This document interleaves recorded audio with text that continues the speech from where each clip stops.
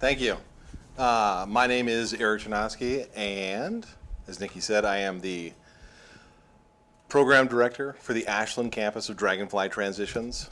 And she did a great explanation, overview of what we do. I'm going to start things out with a little bit just about me and my story, because it's important with how all of this stuff ties together. So I started as the program director in about a year ago here in Ashland. My wife and I were originally living in Klamath Falls. We had recently moved from Asheville, North Carolina, and I have spent the last 20 years of my life pretty much working in the mental health field, specifically with adolescents and young adults in alternative or therapeutic programs. So that's wilderness therapy programs, residential treatment centers, some one-on-one mentoring work, and then programs like Dragonfly Transitions, which is a transitional living program. About me specifically, I was raised in Pittsburgh, and an important part of my story is, I was raised in a very loving family, and I had a great childhood. And looking back, there were a couple key deficits that I had in my family system that are going to play into the larger and longer version of this story with why service work is so important to me. So I learned early on that there was basically two ways that people got into service work in my small orbit of people. My family did not attend church, and a lot of my friends did, and they were always talking about food kitchens they were running, or different service trips. Some people were building houses or doing a variety of things, and I didn't really know anything about it. And then number two, it was required for different academic programs. I was in some kind of National Honor Society thing, and it was required to have 20 hours over a 2-year period, which is a super low amount of volunteering, and it was baked in. But early on, I remember being curious about this and about how we can take care of our community, how we take care of each other, and ultimately how we build connection. When I went to college, I specifically further got involved in this. I skipped ahead a little bit. When I was in high school, I started volunteering at a local food pantry. I initially did it because I had the 20-hour requirement for the National Honor Society, but ultimately did it for hundreds of hours over my entire time in high school, and did it whenever I wanted. And it became such a huge part of my life that I continued doing that work and then expanding into other things when I was in college. I got involved with an organization called Alternative Spring Break, and basically what it was an alternative to going to the beach to party on spring break. Instead, we would go as a group of college students and do service work in different arenas, usually related to things like animals, or what I found most passionate was helping build trails. So we did a lot of that work. And in general, I just continued to always have it be a part of my life. And in my professional life, I've always looked for ways how, as a company, and as a business, there are just plenty of opportunities to do it for no other reason really than, it feels good to do good together. And ultimately, my goals tonight are to talk about really like 3 key pieces. So the first part is a better understanding of Dragonfly Transitions. That's what this program is that exists here in Ashland, that I'm the program director of, what we do and the type of clients we serve. I'm also interested in shedding some light on really something recently, which is we've just come up on the year mark of a couple of these service projects, and I'm really interested in being able to share what doing these kind of service projects have both on our actual community, but also in ways we didn't expect to see some of that. And then finally, I'm going to give you a couple key things you can do to change the world as early as tomorrow. So with that, I'm going to keep things moving along. So, like Nikki talked about, Dragonfly Transitions is a young adult transitional living program located in Southern Oregon. And pretty much all that means is we serve young adults. What that looks like in our world is that's 18 to around 28-year-olds. And transitional living is just the point in between two places and what that experience is. So for a lot of our students, they're coming from a variety of different places. Some are coming from home, some are coming from residential treatment centers, and some are coming from places like wilderness programs. The whole goal of a transitional living program is to have our clients experience real world settings with a community of people around them supporting them.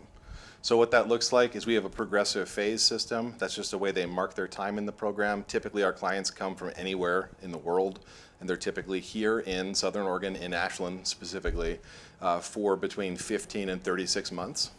Does that mean they live in one place? They do. They do live in one place. The main things that we're focusing on is we support healthy transition into young adulthood with independence and autonomy.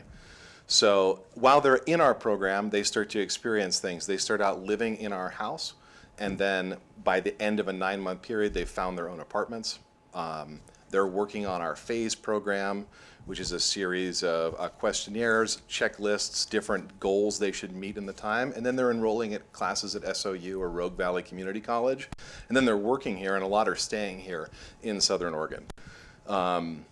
And the entire purpose of this is just an opportunity to create these real-world experiences while providing a stable and supportive environment. And that's a key with what we're trying to do here, is provide some stability where people can experiment. And that's with, we have students who regularly explore non-degree seeking routes initially at SOU and take such a wide spectrum of classes, like they might take a criminal science class and a poetry class. And they're just trying to figure out what they want to do. And what we really coach our young adults on is to be okay with experimenting, and to be okay with experimenting and failing. So, like I'm talking about, this is what our students do. They attend SOU, they work in Ashland, they practice life skills, they fail, they rebuild, they try again with our support system. And they participate as well with licensed therapists in our program in individual weekly therapy, as well as family sessions, as well as group therapy.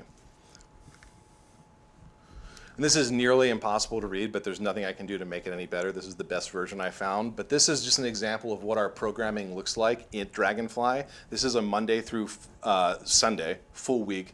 But in the mornings, we have check-in, and then we have that followed by, and all check-in that's a group where we meet together and we talk. We talk about our feelings, we talk about our goals, we talk about what we did well, what we struggled with, and then what we're grateful for. We begin every day with a circle where we sit together and share that information. Then they have groups to help beef up those life skills, have some tangible skills to learn. So we have a therapist-led group called Acceptance and Commitment, and that goes through the process of acceptance and following through on commitments in life.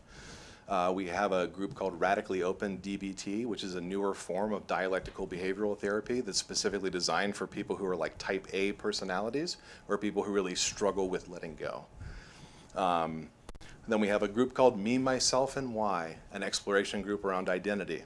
All of us are constantly reevaluating our identity, and it's specifically important for young adults to go through that process and feel like they can be vulnerable and experiment as well. And then we have the Parts of Self group, which is an internal family systems group. That's how you explore your entire story, not just your story, but how your story relates to the context of with your siblings or with your parents, and then the greater family system as well, generational trauma and things like that. Then we have fun groups as well, things like theater. Our group, a group of students put on a little play just for ourselves where they learn lines, and people started to explore if they wanted to get into theater. They built a little stage. It was amazing. Then we have things like lunch. We also have more tangible things like meal planning and budgeting. That's where they go through setting up a healthy menu for the week and then budgeting things. They have rock climbing at a rock gym. We have memberships with a coach to do kickboxing. We have memberships at the YMCA. We're doing a feedback group right now where we're just talking about why is feedback always so hard, and how can we get better at both giving and receiving feedback. And we explore this simple question of why whenever we go to give somebody feedback, do we find that we always know we're right, yet every time when someone gives us feedback, we always feel like they're probably wrong. And just what that tells us about who we are and how we can be better givers and receivers of feedback. We have a gardening group, we have a big garden, and Wednesday's a deep cleaning day. We do a lot of stuff at the house. as well as Friday, we have a couple adventure groups where we go out and either go mountain biking or adventuring in Southern Oregon. On Saturday, we do activities ranging from like paintball to having an artist come in to teach us how to do watercolors or really anything. We're about to do one of the tours with the new food walking tour, Hungry Hustlers. Does that sound like that? I think that's what it's called. If I'm wrong and you're watching this, I apologize. And then tonight, mostly what I'm going to talk about is what we've been doing on Thursday afternoons for the last year. And we'll get into that. So again, these are deeper dive a little bit into who we serve. It's mostly 18 to 28-year-olds from around the world. Our major focus are what we call like internalized things that show up. So we don't have any students that exhibit any kind of like external things like violence, or we don't also are not a substance abuse treatment center, so we don't deal with any kind of substance abuse or people who are struggling with chemical dependency. But we do deal with things like depression, anxiety, that sometimes go hand in hand with some minor substance abuse and other kind of unhelpful things that is acting out sometimes. ASD, which of course is Autism Spectrum Disorder, and then trauma, as well as executive functioning stuff.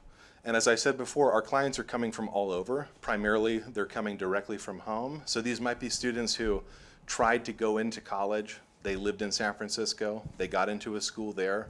They go off to college.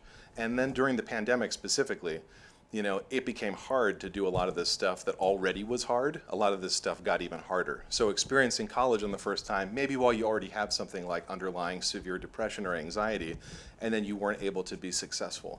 So then you go back home, then you're living at home, then you don't really know what you're going to do.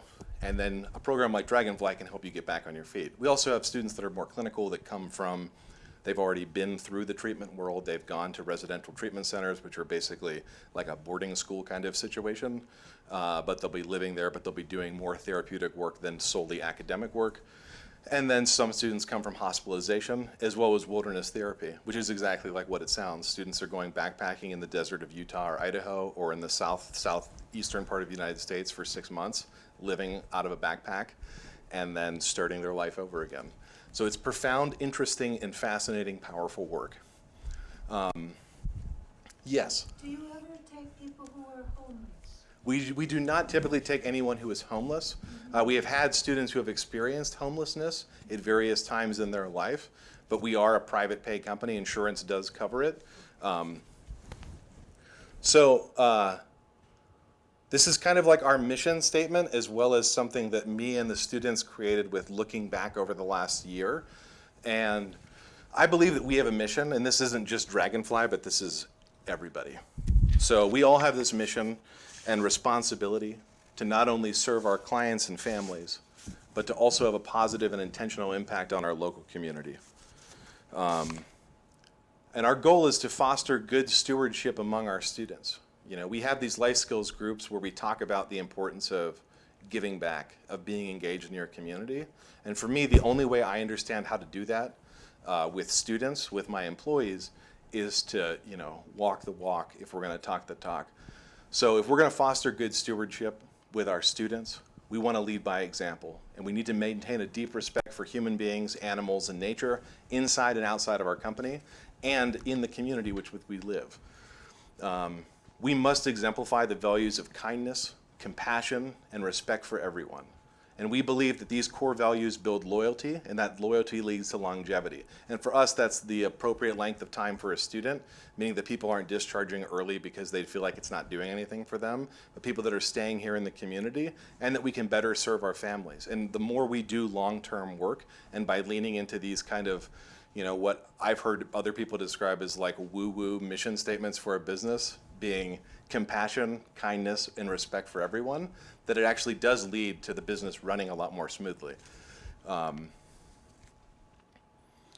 So in brief, this is like the quick rundown of what happened.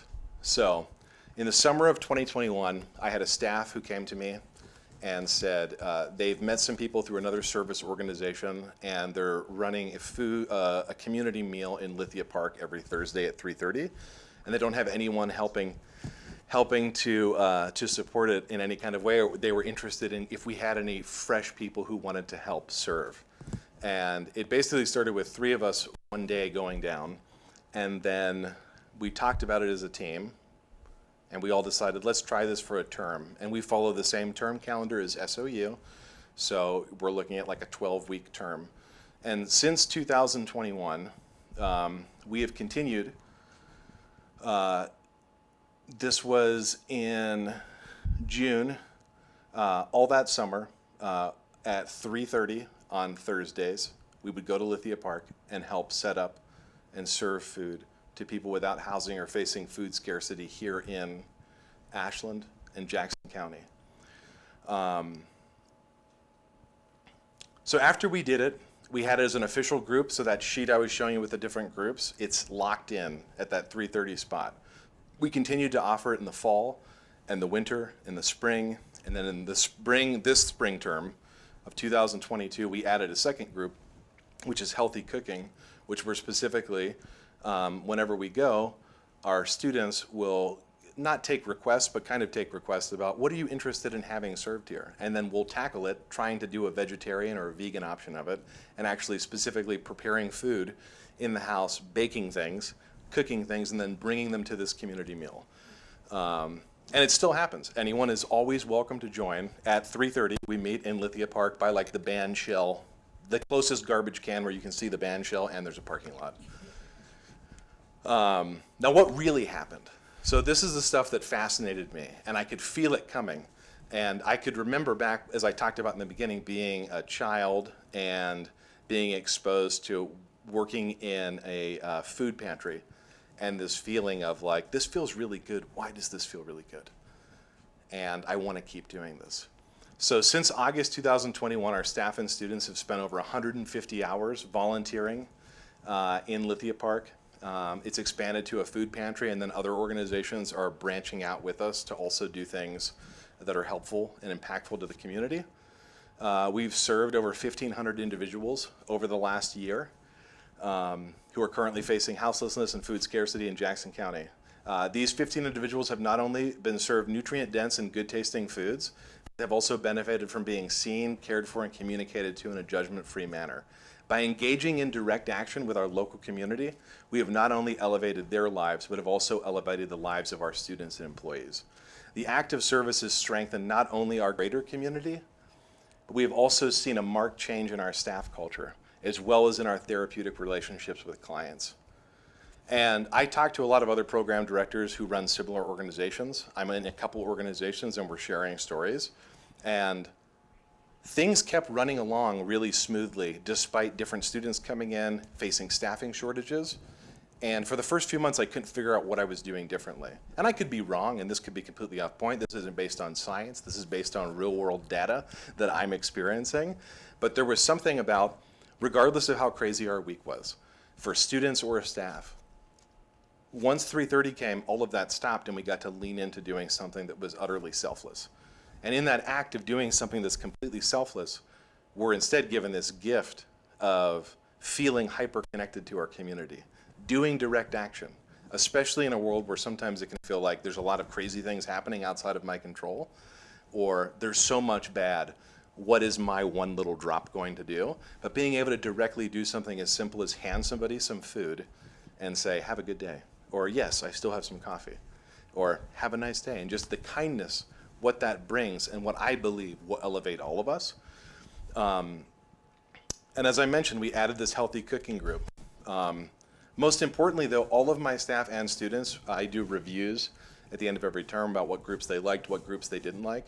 Consistently, everyone always loves this. People will build their college schedules so they can still do it. And I believe that because doing this, it has helped all of us both row in the same direction, but it's helped build rapport where, our students, my staff range in age from like 22 to in their 60s.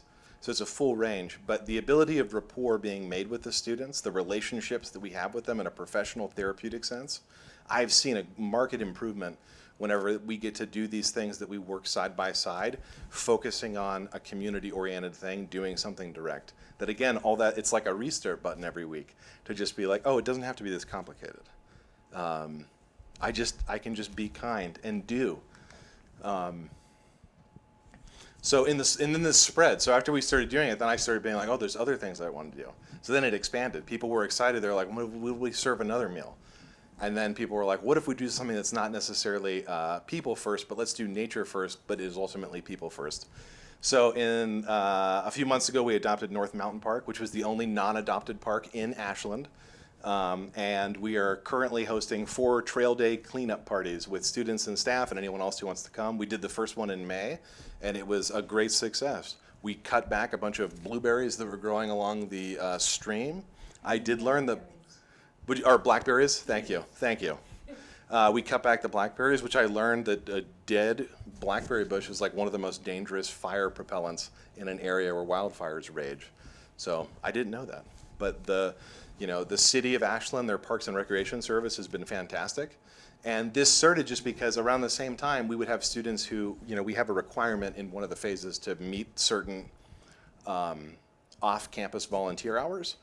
And we continued to work with the Park Service to set things up, but then I was like, well, if we just adopt a park, then we can go clean it up whenever we want, and we don't have to wait to get permission. So then that it sprung from that of like, how can we keep going? Because my whole thing, and I'll talk about this at various points, is like, it is my life's goal now I don't ever want to like push anyone's enthusiasm down for if it's something that's like volunteer related. Like I will follow that, down any hole. If someone's like, we should do this, I'm like, figure it out. I'm happy to, we'll donate, we'll send humans, it'll be great. It's also, as I talked about, when I'm talking to other program directors, leaning into service work more is something that's now become a talking point in this industry, which is not a huge industry. It's a relatively small industry. But, there is probably around, 30,000 of us working in this industry. And that's enough people in communities who are now all talking about, how can we make service work more impactful? How can I have families that are like, we want to keep doing this when we go home? You don't have to be part of a business. You can do this independently. You can do this with your friend. You can do this as a date night. There's an endless amount of opportunity to give back to the community and have direct impact.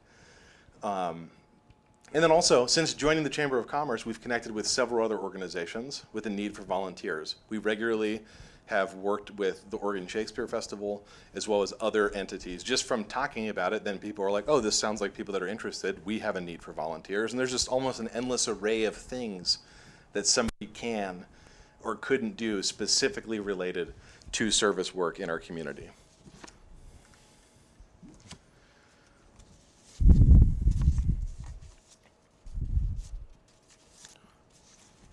So I've read a couple things, and then I've thought about things, and then I've talked to our group of students as well as staff.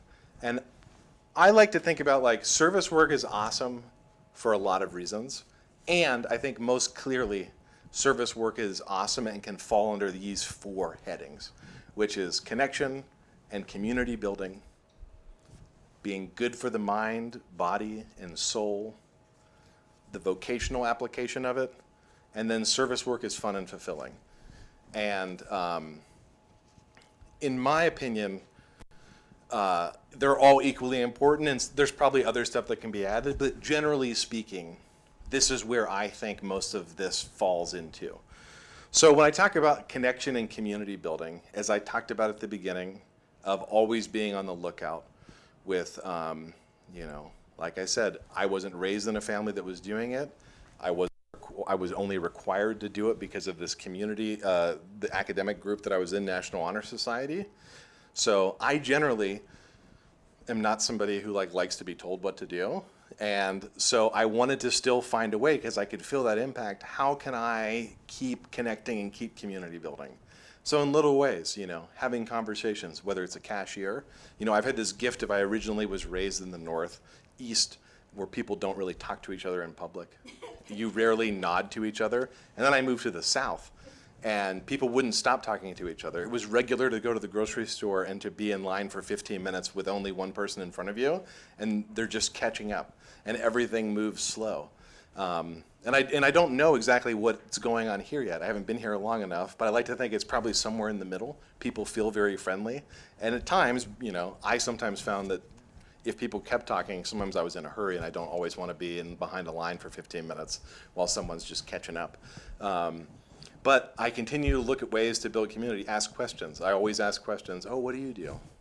How are you involved? And going to things, as we're currently participating in, libraries, and libraries like the Metaphysical Library are always doing these fun, free things that are enhancing our community, you know? And there's just tons of stuff that's always available, and it's pretty easy to find your group of people to keep doing that stuff together. So for me, connection and community building. This kind of volunteering that I'm talking about has such a direct impact where that's to me where like the magic of this. And not all of it has such a direct impact. Typically, even if you feel like you're doing a small thing, it's most likely that the person, the plant, or the animal feels a huge impact just from what feels like a small thing. But this direct impact where I'm talking about putting food onto a plate and handing it and looking somebody in the eyes and telling them, have a nice day, or enjoy, this cornbread is amazing. Like, that's a powerful connection that we don't get, especially in a world where we're like glued to screens. And, you know, I firmly believe if you pay attention to the who's who of volunteering, if you like volunteer a lot, you tend to see a lot of the same people, and you realize how much sometimes just one person does. You're like, oh, I thought you did the food kitchen there. And it's like, oh, we run a food kitchen, you know, 12 nights a week. And it's like, what? Or like, I also do this, or we also plant this, or we do this community garden. You start to realize that volunteers in organizations as well as in communities are really the glue and the consistent piece that hold all of this together, that help elevate it and help really make strong communities. That opportunity for connection and to find other people talking your same language or interested in the same things is profound. That gift of feeling like you're not alone, that gift of being able to experience the world through a different lens with seeing other people's experience and learning from those experiences and hearing them are essential. And like I said, even small tasks, even the smallest task, can make a real difference in someone's life. I've had a student in the past in the program who would go for walks a lot in town and was just noticing, you know, Ashland has so much trash on the street sometimes. I'll just find like food wrappers or like cigarette butts. And at first it annoyed me. This is what they said to me. But then I started thinking, maybe I could just pick up a couple things. And it started with like when they would walk on the weekends, they committed to picking up a couple pieces of trash. Then it started to be anytime they walked, they couldn't do it. And they were like, I'm just going to get a little backpack. Then they wanted gloves. And then I bought them a broom and dustpan. And then we bought one of those cigarette grabber things. Then they started a group that we're going to offer next term called the Litter Critters. And they're going to just go around for no other reason than because it's an easy thing to do. And if you like walking, just doing an extra motion of picking up a couple things has a huge impact. And it doesn't feel like a lot. Now, if you get a bunch of cigarette butts, it might feel like 50 pounds of cigarette butts at some point. But for the most part, it's going to feel like you're just picking up a couple things with your friends talking, and then you throw it away at the end of the trip. And those little things can have a huge impact.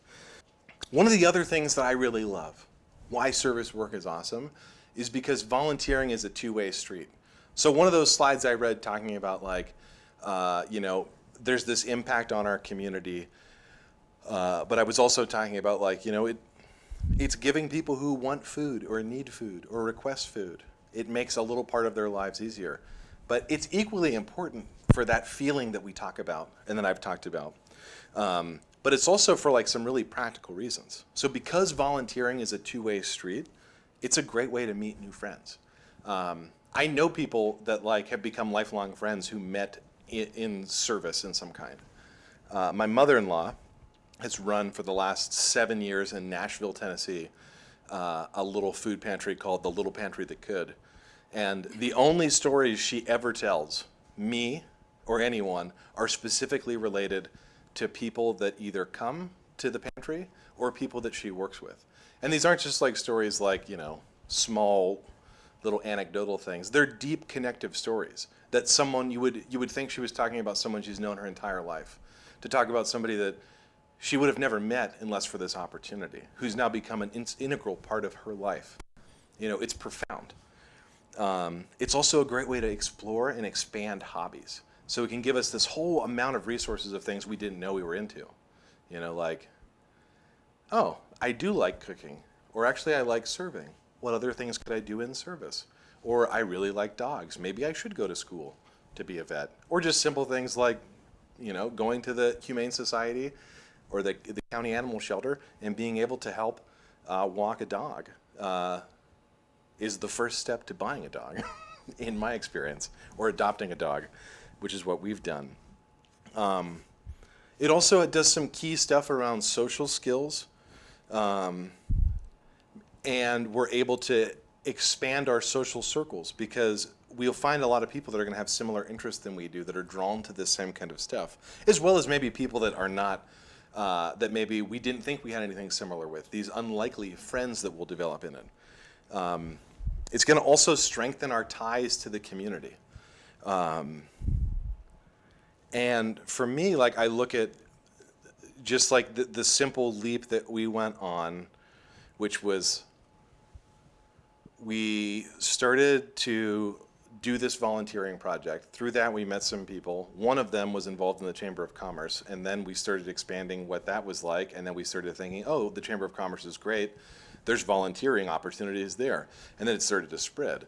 And now we have like a list of volunteer things, almost too many volunteer things. But I don't really believe there's ever too much volunteering, if you have a big enough group of excited people. So just like those little, the little ripples, the little connective tissues we have, end up expanding very easily into like, oh wow, this is snowballing into all sorts of exciting places.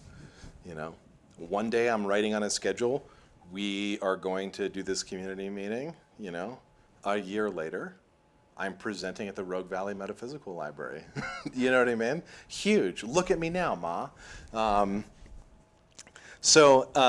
Because it can strengthen our ties to our community, and it can also expand our support network, it exposes you to more people that have different common interests. And again, expanding that support network becomes all sorts of things, where you start to meet other people that maybe have qualities or skill sets you don't have, and you can rely on each other. And that's, you know, that the sentiment of it takes a whole village, it takes the whole community.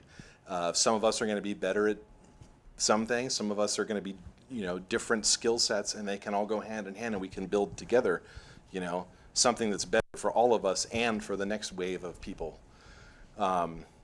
So that's the connection community building piece. Being good for the body and mind.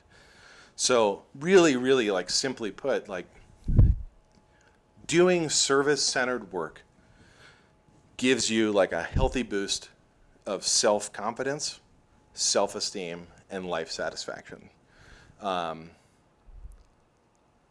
putting ourselves out there, and for me asking a simple question of how can I help, that actually boosts confidence, being able to say, I can help, and then getting a response of, this is how you can help. We need that as humans, to have that idea reinforced. How can I help?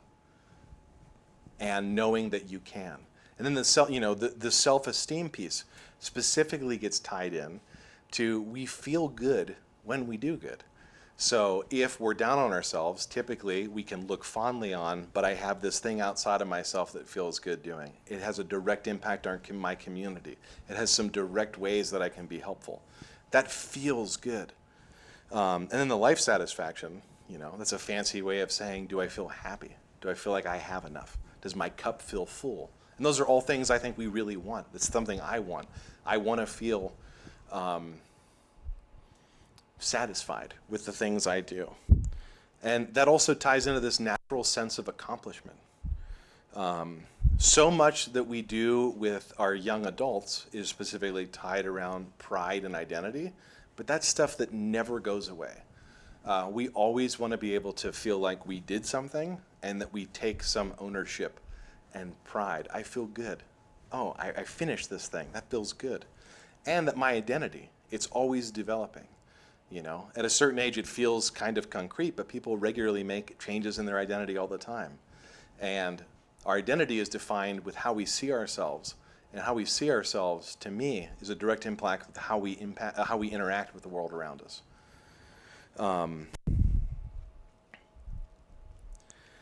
And because it has such a direct impact on our pride and identity, that leads to a more positive worldview. If I'm doing good stuff and I feel proud and my identity is like, I'm someone who does good work, I'm someone who listens, I'm someone who cares, and then I start surrounding myself with people that I feel like share those same things, then my whole worldview is like, man, the world isn't such a bad place. There's all these people doing great stuff. And if we all start thinking like that, it's kind of an amazing, again, the snowballing effect to all of this. There's also direct relationship to depression as well as volunteering, specifically because a key risk factor that we see adults and children, a key risk factor for exhibiting, even minor depressive symptoms as well as things into like clinical major depressive is specifically tied around with how we isolate.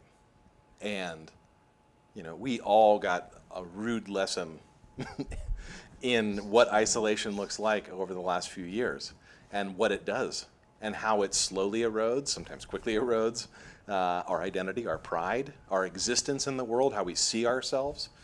And if you don't have a lot going on, or maybe your job just switched to completely virtual, or maybe you got laid off, there's always a need for volunteering, and most of the time that means there's always a need to get outside of yourself, and usually outside of your house. Now there's ways to probably volunteer from the phone, and there's ways to volunteer via email. There's lots of work to do on the back end.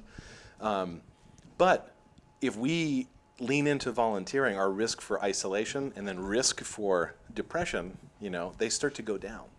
Because it's hard to isolate when we're around other people and doing good work.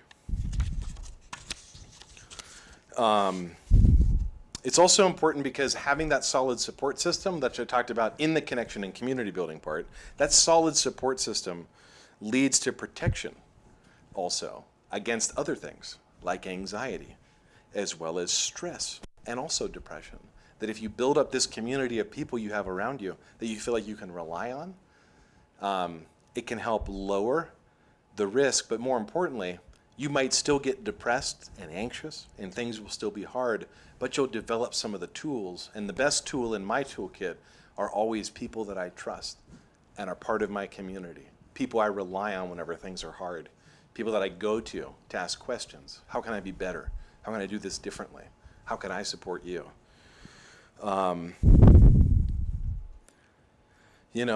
With animals, if we're doing direct service work related to like walking a dog, helping out, being around animals, again, improves mood.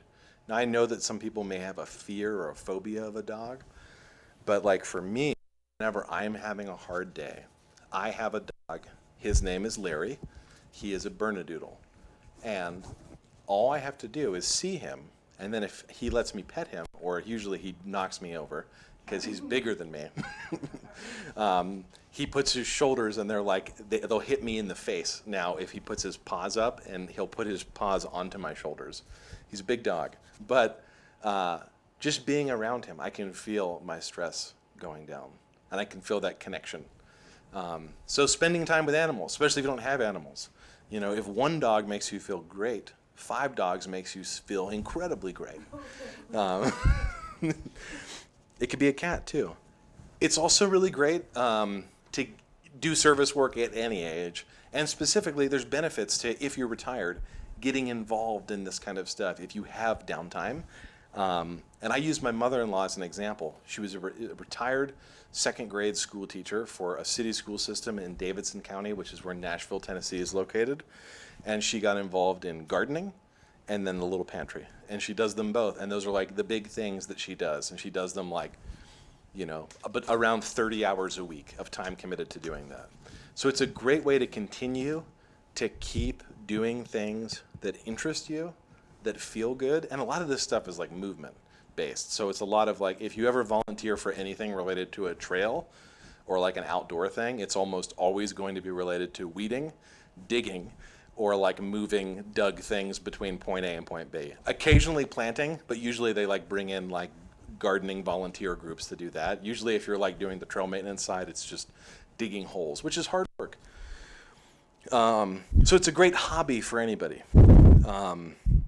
And by remaining active and having engaging conversations with people, it can continue to increase and maintain good life habits and building that community. For me, so much of it is always tied back to community, but I think a lot about one of my grandparents, whenever they retired, didn't do anything, and they spent a lot of time alone and feeling really sad that they didn't have this job that they didn't seem to enjoy most of the time they were doing it either, that they didn't have something. So I think that we all need a something, and if you can have a something that helps other people, like that's a pretty good something. Helping others, it kindles happiness too. I feel genuinely happy whenever I'm doing it. Now, occasionally, like hard things can happen, or you can like get in an argument with one of the other trail maintenance people about like how you picked the plant or how you moved the dirt the wrong way. But for the most time, it feels good. I feel happy whenever I'm doing it. The London School of Economics, in an article in Social Science and Modern Medicine, talked about they measured happiness over the course of a few years, and they came to these three theories about and seeing actual data numbers that if someone was to volunteer just once a month, they on average were ranking their happiness increases by 7%. If someone was volunteering every 2 weeks, they were ranking happiness levels up 12%. And if someone was volunteering on a weekly basis, they were seeing numbers as high as 16 to 20%, which in a similar questionnaire around a different set of things not tied to volunteering was the difference between the happiness levels reported with someone making $20,000 a year versus making $100,000 a year. It feels good to do work. It feels good to do service work. And there's direct impact with what we're doing on happiness.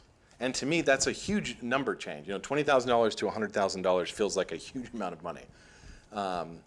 And we don't always have control over that, how much money we make for a variety. But we do have control, I think, over like, if I just need to volunteer once a week and I can feel like I'm making $100,000, that feels like a pretty good deal.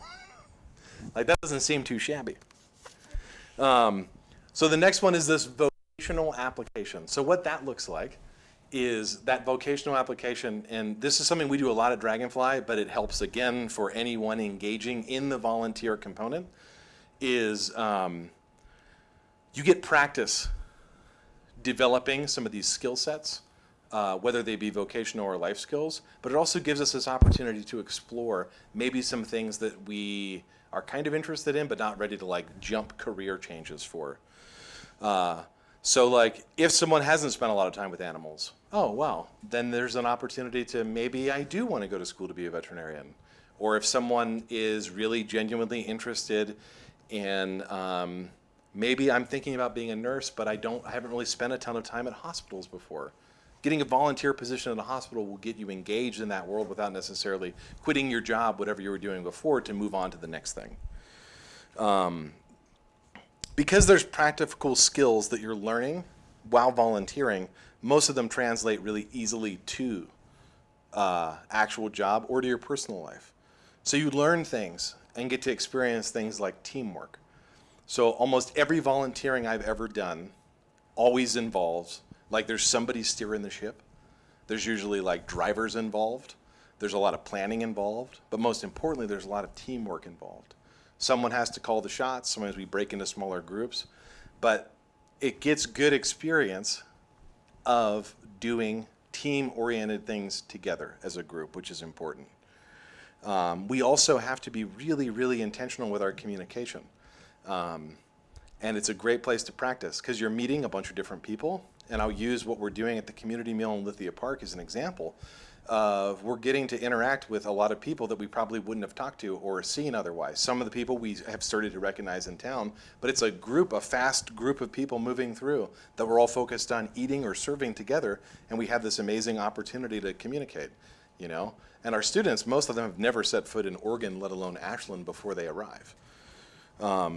There's also an important amount of problem solving that goes in. Those are also tangible skills. If you have deficits in it's a great opportunity to be able to move on and apply those in your personal life if you can figure out, regularly. I think about things like, one week we only brought spoons to the community meeting, and all the dishes were fork related.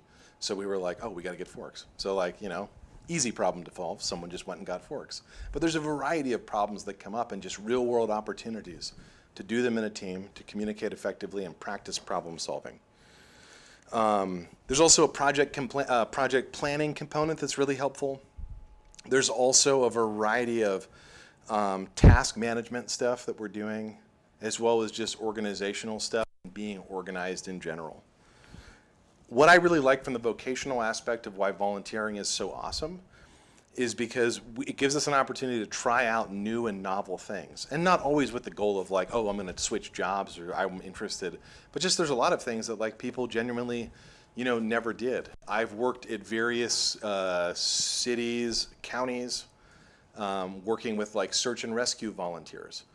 And I didn't have any training, but I got a lot of training in interesting things. And eventually, at various times, had a wilderness first responder, which is like advanced backcountry CPR kind of thing, but not to like the EMT paramedic level. But I took classes to be able to do that, and it was something I generally found interesting. Learning better mapping compass understanding, different software, just things I'm generally interested in. Direct impact from doing different volunteer activities in my life. We can also gain a lot of experience, and this is especially important with young adults who maybe have not even had a job before, but specifically they're getting this opportunity to try out these things, and most of this feels like a job. You show up at the time you say you're gonna do, there's a certain task you have to do, you have an opportunity for feedback if things go sideways, and if you're not doing what you're supposed to do correctly, or the way someone, it's kind of like customer service a little bit. So it's a great time for, I have tons of students that have a variety of skill sets that come through, and we sometimes have students that have a lot of anxiety about what the first job is gonna look like, and about like some of the, how do I ask questions at an interview? I've never had a job. What do I even want to do? I'm 18, I have no idea what I wanna do.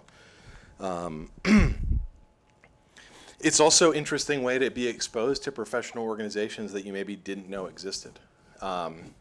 Like through things like doing certain service work, you might find out that there's this group that you can join that's gonna like connect you to other counties that are doing the same thing. And then you have this bigger list of resources. Or knowing what to look for when you're on vacation. My wife and I regularly, when we go on vacation, try to incorporate mostly just like rest and relaxation, but usually try to work in some type of service-oriented thing that we can do for some part of the trip. Even if it's just for an hour or so, just because I'm always fascinated how other communities operate, and an opportunity, it always feels like I'm visiting and I'm putting money into the community, but it's also just as important for me to put like my foot into the community a little bit. Plus you can learn a lot of great tips if you like volunteer. That's, whenever we moved here from North Carolina to Klamath Falls initially, we didn't know anybody in Klamath Falls. And I learned all the things about Klamath Falls specifically from this group of volunteers that worked with Klamath County Search and Rescue. And most of these people are like third generations of people being in Klamath Falls, so they know everything. So it gave me a great insight to people that I otherwise probably wouldn't have ever met, just like being at a Fred Meyer or like talking about in town. It gave me, a cool lens of how to experience the town I was gonna be part of. Also, this is an interesting one because there are aspects sometimes of certain volunteer positions are just gonna be all you need is a can-do attitude, which I agree with most of the time. But a lot of them, even though all they want is a can-do attitude, they'll do a lot of service training. So like, for example, the Klamath County Search and Rescue. We did like 9 months of training before we were ever allowed to like go on things. And that involved like taking this like test, but also like having a buddy and going through like a whole slew of like things that were in the woods. They do this 24-hour practice scenario in the dead of winter where they drop you off on a snowmobile south of Crater Lake, and you have to have a fire that stays on for 24 hours in January in like 18 feet of snow. And that gave me a ton of skills. We did a lot of practice going up to it. And those are things that I probably wouldn't have learned just like going to my job and going home and watching Netflix. There's nothing wrong with Netflix, But like, I think there's a real opportunity for us to get kind of like free, or, you turn in some sweat equity in exchange for like, I'll help you if you teach me how to live in Crater Lake in January with a fire. And it sounded like a fair trade. As I was saying before, it builds on some skills that we already have too. Like some people might not realize how translatable a lot of the skill set are. Like, one of our employees works in marketing and works primarily in like the sales side of it. And it's, it's not like some sales companies. It's not, it's pretty low key, and it's mostly based around relationships. And people think about sending their child to a program like this. It's like a months and months decision. They come and visit. It's not something you just like randomly get on the phone and say, sell me on why I should come. So it's a slower play. But people with the skill of sales and being able to market and translate ideas in effective ways, like those are key people that can really help with volunteering stuff.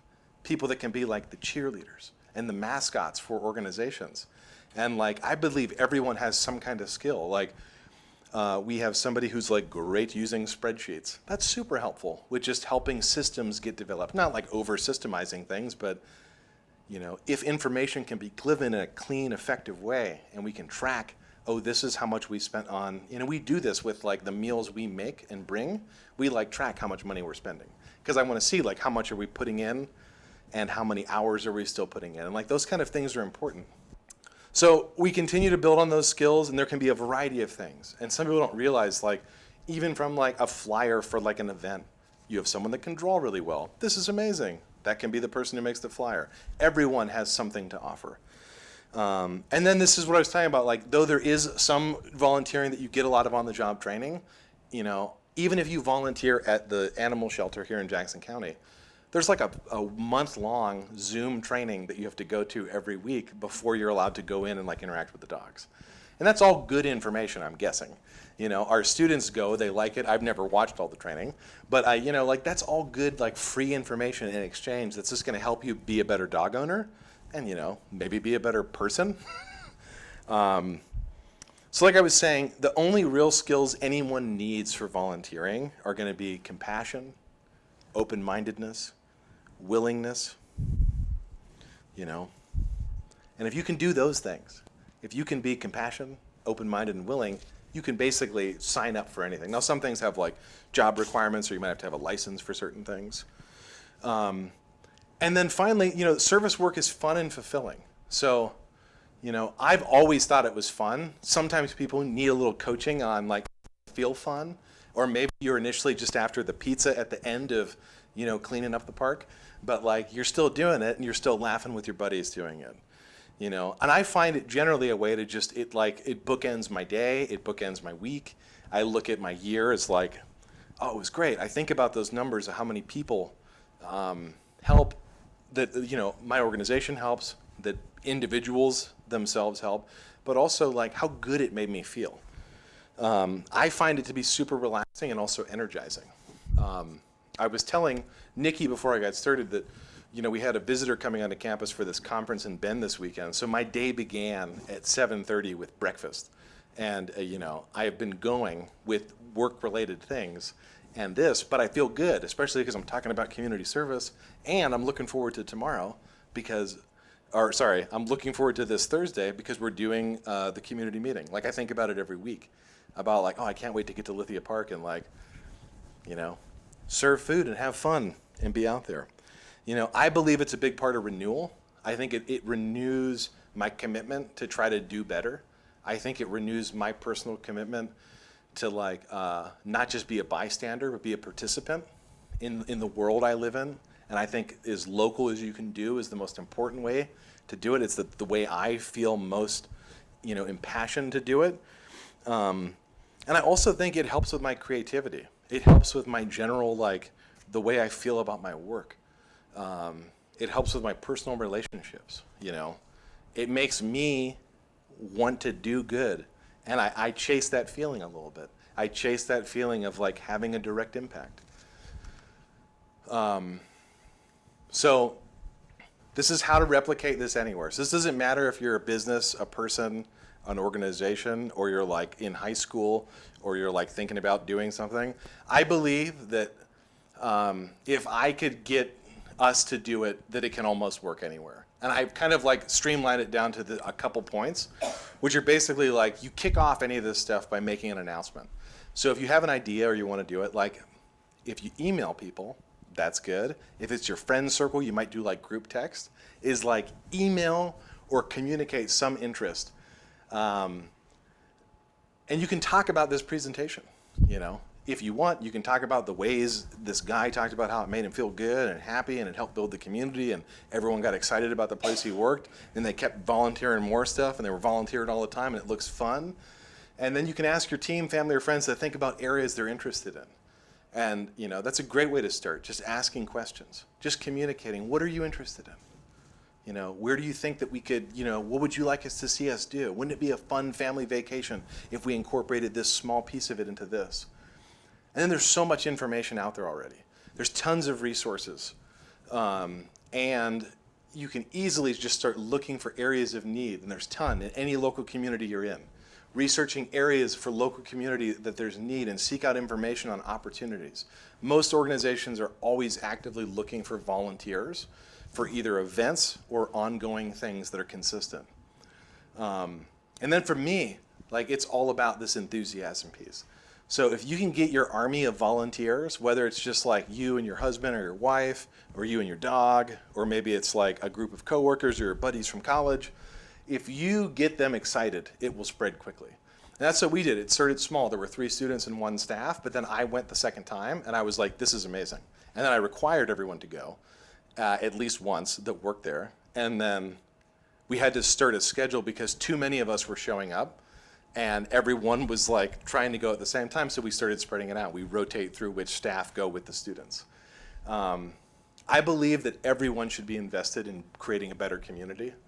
I think that in your circles, you can always find allies and ambassadors to help, and you can unleash their enthusiasm. So for me, it was spearheaded by myself at Dragonfly and our academic coordinator, a woman named Cam. And she was trained as a school teacher and then does our academic coordination stuff, so works with the university and colleges outside of Oregon to help students continue on whatever degree they were seeking. And you know, so having like one other person get excited about you with it, it spreads like wildfire. And then the important piece is like you should really expect setbacks. Some people get scared of doing things because they realize like, oh, what if this doesn't work? You know, a big fear that most people have that they don't talk about is like, what if this is hard? Or what if this is like way jankier than I thought it was gonna be? Or what if like I tried to do this, then we couldn't go and we couldn't get people? For example, whenever we were planning on doing the first cleanup of North Mountain Park, you know, I put out tons of emails for our staff. I was like, I want everyone to be there.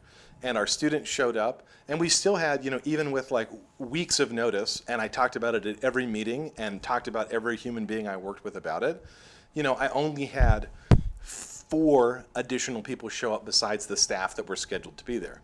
You know, so that's with me being like real enthusiastic and like not talking about it. So it's cool that there's gonna be setbacks. There's gonna be hurdles. All we have to do is remain flexible and optimistic. And we cannot be paralyzed by perfection. So if we're like, Competition help? Like the second time you went to the park, more people. oh yeah, yeah. So that's this is where I'm gonna this part about being consistent and making it easy for people to latch onto in your team. So by not being paralyzed by perfection, for me, like that's about like, oh, I don't want to do it unless we can have like a really big event, or like I don't want to clean up North Mountain Park because I clean all the parks. And then you realize there's like 17 parks in Ashland, and one of them is gigantic, and most of them are actually pretty big too, not as big as Lithia Park. And we want to be clear with our communication, both with the outside organizations. The last thing any of these organizations want is someone to be like, hey, I'm super amped about volunteering. How do I help? They're like, come on Tuesday. It'll be at 5. It'll be amazing. And then you don't actually show up. That's not helpful for anybody. So be clear with your communication to your team and to the organization. This is what we can commit to. And this is like what she was talking about. Like, we want to be consistent. So sometimes that consistency, every Thursday at 3:30, I've had no variance for the last year. Every Thursday, everyone knows that's what we do. That's what my family and friends know. I'm going to be there. I'm doing it every week. if we can be clear with communication to the organizations and our team, then if we can incite participation by having opportunities baked into regular scheduled programming, and that's like every Friday volunteer at the hospital, quarterly work parties for trail maintenance, things like that. And then for me, this is a further dive into the scheduling component. Like if we schedule events with ample preparation time for everybody involved, you know, and we try to do it during like the 9 to 5 hours when I have the most staff and not necessarily do stuff on the weekends. Though with the trail maintenance thing, I should add, I did do it on a Saturday morning. That was the only days they did it initially, but now we have a Thursday slot. So trying to do stuff at like, you know, don't have stuff start at 9 p.m. at night on a Wednesday. Like it's hard to get people invested. But baking it into like whatever your scheduled regular events are. And you know, for me, like I insist every staff participate. Most continue to go on their own. And I think it's good to start with small things, you know, try a couple different things. You know, you can try smaller, lower stakes things or shorter things, less of a commitment, maybe things that are even online until you find one that resonates with you. And sometimes it takes time to take root, you know. It's not necessarily quick, you know, a year is a long time and not very long. You know, it's taken us a year to continue to keep doing it. And it's continued to just keep growing. But there were probably points, if I look back, where like there was a few months where like, should we really keep doing this? We had to keep going, you know? And for me, like service is really just 3 things. And I think every person can get on board with like one of them. So are you interested in service work that involves people? Oh, I don't like people. Okay. Are you interested in service work that involves an animal? Oh, I love dogs. Great. Or maybe you're someone who's like, I don't like people or dogs, but I love trees or plants. And if you can do service in one of those 3 things, you're going to help your community immensely. Does it impact people? Does it impact animals? Does it impact nature? All of which impact us. And then for me, like really helpful things are something as simple as like joining the Chamber of Commerce, which are fairly usually low-cost ways in any community to hyper-connect to a bunch of other businesses and organizations and individuals that care deeply about how does this whole thing work in the community setting? How do we all pull our own weight? What are organizations? And for me, there's just been like, there's so many cool people I've met. I mean, this presentation that I'm giving is directly related to being in the chamber, connecting with Jordan about, oh, we've had students who've worked here in the past, or oh, we've had volunteers who have done stuff here. And he was like, yeah, we're doing this speaker series. And I was like, great. So like those are direct ways of just meeting and expanding our community, you know. And for me, you know, in a nutshell, these are like the key ideas for me about like service work is not that hard to initially do, and it is absolutely, it has had such an impact on my life, and as I'm learning, like it has played a key part in both like if I look back over the last year, my staff retention, which is still a difficult thing, hiring and maintaining still in the pandemic, but the happiness of my staff, the commitment to our team, and then how much fun we're having while we're doing hard and meaningful work as well. And our students in general, you know, as they've invested in doing things like the community meal, that has then led into them being like, what are other things we could do? Oh, wouldn't it be fun if we tried to do this? Oh, I wonder if there's this festival. I wonder if we can volunteer to do that. This is amazing. And for me, like, there is such clear evidence. I think it's hard to argue with service work. Volunteering will make your life more meaningful. Your happiness level will increase, and you'll have a real impact on your community. And if you can have a real impact on your community by making it better for other people, you're also one of those people who are going to impact and be impacted by a better community. So you get to participate and receive some of the goodness coming from that. And then finally, like, I really think it's this straightforward. And it doesn't have to be like creating a huge committee or doing anything. It can be as simple as, hey, I found something cool, I think we should do this, and then trying it and seeing what happens.